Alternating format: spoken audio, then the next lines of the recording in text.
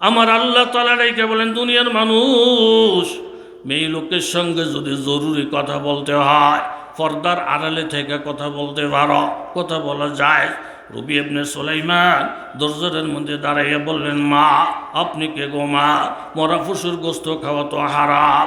আপনার দিনদারের মতো দেখা গেল, আল্লাহওয়ালার মতো দেখা গেল, কিন্তু কাজটা তো মাগো হালাল করেন নাই। এই জন্য আপনার এই বিষয়টা জানানোর জন্য দরজায় দাঁড়াইছি। ভিতরে থেকে জবাব দিলেন, ও মুসাফির, মরা পশুর গোস্ত খাওয়া হারাম এটা আমরা খুব ভালো করে জানি। তবে আমরা সাইয়েদ বংশের লোক, নবীর পরিবারের লোক। আমার স্বামী একজন সাইয়েদ বংশের। তবে সাইয়েদ বংশের লোক যারা, নবীর খানদানের লোক যারা, তাদের উপরে সৎকা খাওয়া, জাকাত খাওয়া, সম্পূর্ণ মান্যত খাওয়া হারাম। এই জন্য মানুষের কাছে হাত পাততে পারি না। আমার স্বামী ইন্তেকাল করছেন, 4 জন কন্যা সন্তান ঘরে, না খাইয়া কষ্ট পাইতেছি। এই মুহূর্তে মানুষের কাছে হাতও পাততে পারি না। তখন কোরআনের মধ্যে আল্লাহ বলছেন, জীবন বাঁচান পরিমাণ মরা পশুর গোস্ত খাওয়া হালাল। জীবন বাঁচাইতে পারি পরিমাণ মরা পশুর গোস্ত নিয়ে আসছে বাজার। এটা রঙে রঙে করি নাই, অভাবের তাড়নায় করছি। জোরে বলেন ঠিক কিনা? সাথে সাথে রবি ইবনে সুলাইমান কর্মসূচি বদলাই লেছে। নবীর বংশ না খাইয়া মরে, আর আমি প্রত্যেকবার হজে যাই। নবীর বংশ না খাইয়া মরে, আমি বারবার হজে যাই। মাসলাটা তো আমি ভালো করে জানি। সোজা আইসা পড়ছে তাবুতে। ওনার হজের খরচ লাগতো 600 দেরহাম। ঠান্ডা মাথায় কথা বলেন, কয়শো দেরহাম? এক টাকাটা লইছে, লইয়া 200 দেরহামের বাজার সদাই করছে, আর বাকি থাকে কয়শো? 400 দেরহাম ওই মেয়ে লোকটারে দিছে। দিয়া বলেন, মাগো এখানে 400 দেরহাম আছে, আপনারা খরচ করেন। আমি হজে যেতাম না, হজের টাকা আমনা করে দিয়ে লইছি, এই করছি এই করছি, 12 বইলে কথা, কোনো শব্দ নাই, কোনো টু শব্দ নাই। দান করছে কারে খুশি করার লিগা? আল্লাহ। যেমন হজরতে আয়েশা রাদিয়াল্লাহু আনহা, নবীজি জুমার ঈদের নামাজ পড়াইতে রওনা দিছেন।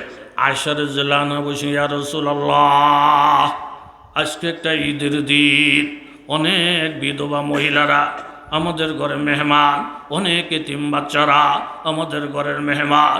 এতিমদের বাবা নাই, এই জন্য তারা নবীর ঘরে মেহমান হইছে। বিধবাদের স্বামী নাই, এই জন্য নবীর বাসায় মেহমান আসছে। নবী গো, মেহমানদের মেহমানদারি তো দূরের কথা, চুলার মধ্যে আগুন পর্যন্ত জ্বলে না। এই মুহূর্তে কি করা যায়, পরামর্শের জন্য আসছি। আমার নবী কোনো জবাব দিলেন না, ঈদগাহে চলে গেলেন। নামাজ পড়ে আবার ফেরত আসলেন। আইসা দেখেন বাজার, ছোটো ছোটো বাচ্চাদের পরনে নতুন নতুন জামা কাপড়, এক একটা ঘরের থেকে খাওনের ঘেরান।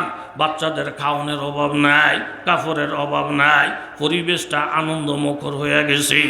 নবীজি জানতে চাইলেন, আয়সা ঘরের চুলায় না আগুন জ্বলে না? এখন তো দেখি প্রত্যেকটা বাচ্চার পরনে নতুন নতুন জামা কাপড়, ঘরের থেকে আনন্দের বন্যা বাইতেছে। রহস্যটা কি? আম্মাজান আয়েশা বলেন, ইয়া রাসূলুল্লাহ, আপনি ঈদের নামাজ পড়াইতে চলে গেছে, আপনার 2 মেয়ের জামাতা হজরতে উসমান গনি রাদিয়াল্লাহু আনহু 9 বিবির জন্য, 9 শাশুড়ি আম্মার জন্য 9টা উট বুঝাই কইরা এই পরিমাণ মাল সামানা পাঠাইছি। বাচ্চাদেরকে নতুন জামা কাপড় দিছি, বিভিন্ন রকমের খাবার দিছি। তবে ওসমানের হাদি এত বেশি, আজকে সারাদিন যদি ওসমানের অনুদান বিতরণ করতে যায়, দিনটা শেষ হয়ে যাবে, ওসমানের হাদিয়া বিতরণ করা শেষ হইবে না। অথচ দোয়াও চাইলেন না, বাহাদুরিও করলেন না। দোয়া তো বাজান কলিজার থেকে আসে।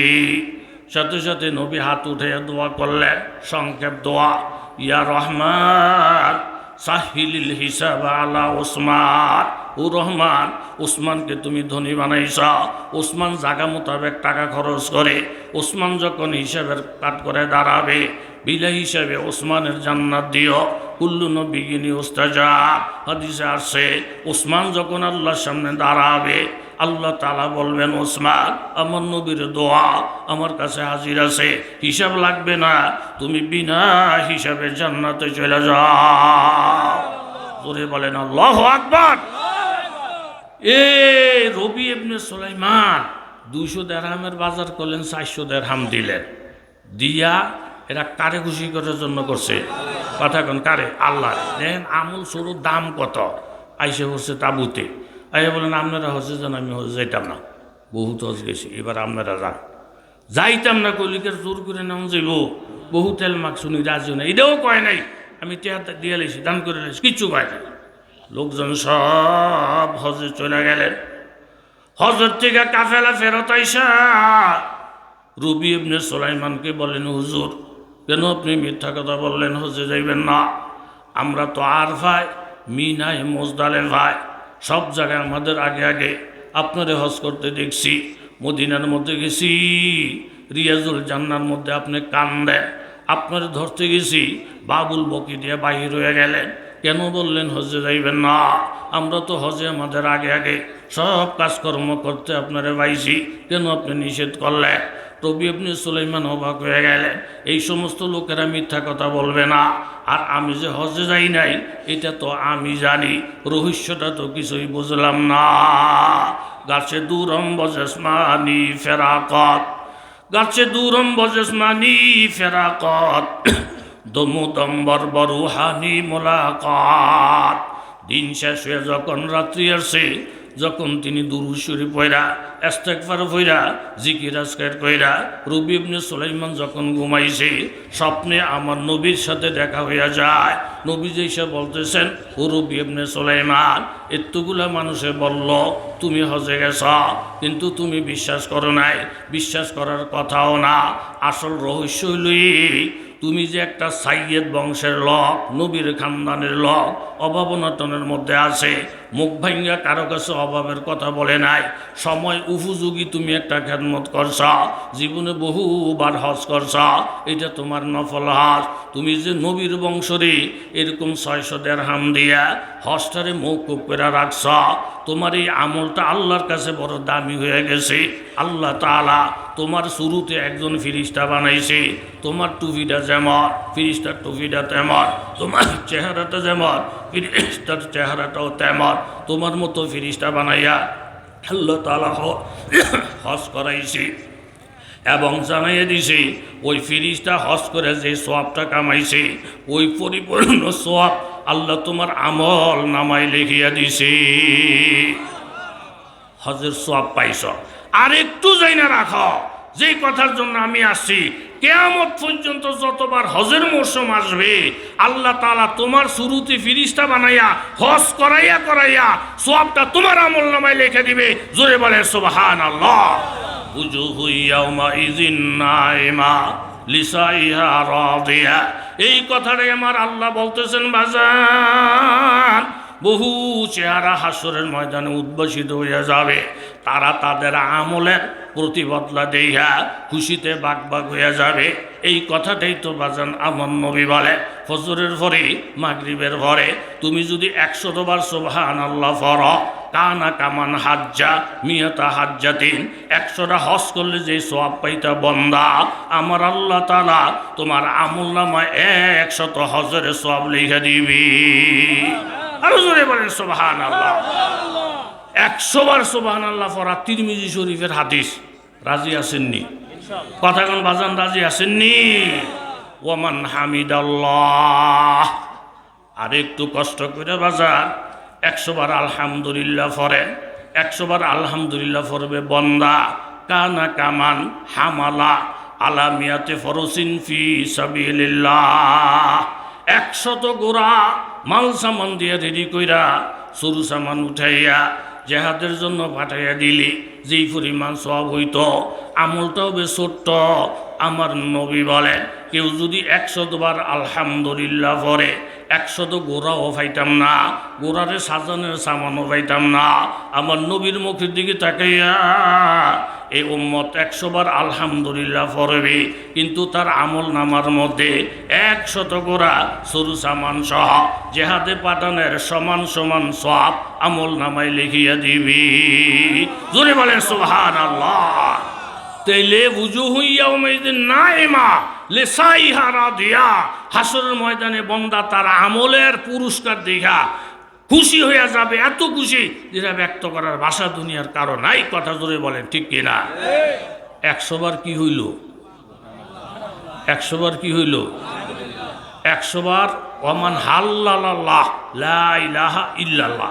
লা ইলাহা ইল্লাল্লাহ পারে না, এরম বলদ বাংলাদেশে কথা কোন আসেনি। যেই ব্যক্তি লা ইলাহা ইল্লাল্লাহ 100 বার পড়বে, কানা কামান আতাকা মিয়াতা রাকাবাতিন মিন বুলদি ইসমাইল, ইসমাইল আলাইহিস সালামের খানদান থেকে 100 গোলাম আজাদ করে দিলি যেই পরিমাণ সওয়াব পাইতো। 100 বার যদি লা ইলাহা ইল্লাল্লাহ পড়ে, আমার আল্লাহ তাআলা ওই পরিমাণ সওয়াব তার আমল নামায় লিখিয়ে দিবি। আর 4 নম্বর, ওমান কাব্বারাল্লাহ, 100 বার আল্লাহু আকবার, 100 বার আল্লাহু আকবার। কে পারে না বাজার? সকলেই পারে। 100 বার যদি আল্লাহু আকবার বলে, লাম ইয়াতি ফি যালিকাল ইয়াউম আহাদুন বিআকসারা মিম্মা আতা বিহি ইল্লা মান ক্বালা মিসলা মা ক্বালা আও যাদা আলা মা ক্বাল। 100 বার যদি আল্লাহু আকবার আল্লাহু আকবার বলে, আমার নবী বলেন তার মতন দামি, তার মতন সওয়াবওয়ালা এলাকার আর কেউ নাই। যিনি ওনার মতো 100 পড়বে বা বেশি পড়বে সেটা হইল ভিন্ন। তাহলে এই 4টা তসবিহ যদি আমরা পড়ি, এই কথাটি আল্লাহ তাআলা কোরআনের মধ্যে বলছেন, বুজুহু ইয়াউমাইযিন নাইমা, বহু চেহারা হাসরের ময়দানে হাস্য উজ্জ্বল হইয়া যাবে। লিসাইহা রাদিয়া, তারা যে পরিশ্রম করছে, পরিশ্রমের সওয়াব যখন তাদের সামনে আসবে, তাদের আনন্দের খুশির শেষ থাকবে না। জোরে বলেন ঠিক কিনা? তবে শর্ত হইল ঈমান নিয়ে যাইতে হবে। ঈমান হইল আসল। কথা বলেন ঠিক নেই? আপনার একটা ফ্যামিলির মধ্যে 50 জন ডাক্তার আছে, বাপ ডাক্তার, ছেলে ডাক্তার, পোলার বউডা ডাক্তার, আত্মীয় স্বজন সব ডাক্তার। এই এতগুলা ডাক্তার যদি থাকে, তাহলে কোনো রোগীর রোগ নির্ণয় করে চিকিৎসা করার আর কোনো ঠেকা আসেনি। কথা জোরে কোন ঠেকা আসেনি? ঘরের মধ্যে ডাক্তারের কোনো অভাব নাই, কিন্তু হাজার হাজার ডাক্তার আত্মীয় স্বজনের মধ্যে আছে, কিন্তু ওই লোকটার রুহ নাই। যেই লোকের রুহ নাই, ওই লোকের কোনো চিকিৎসা, ডাক্তারের চিকিৎসায় কোনো ফায়দা, কোনো লাভ, কোনো উপকার হইব না? হইতো না। কোনো ফার্স্ট পায়ের উপকারও হবে না। রুহ না থাকলে যেমন চিকিৎসা বেকার, ঈমান না থাকলে আল্লাহ নবী যদি জানাজা পড়ায়, আল্লাহ নবী হাজারো বার যদি দোয়া করে, আলেম ওলামাও যদি দোয়া করে, কিন্তু লোকটার ঈমান নাই, তাইলে নবীর সুপারিশও কাজ হবে না, আলেমের সুপারিশও কাজ হবে না, দুনিয়ার কারো সুপারিশে কাজ হবে না। সুপারিশ কার্যকর হবে তখন যদি তার ঈমান থাকে। কথা জোরে বলেন ঠিক কি না?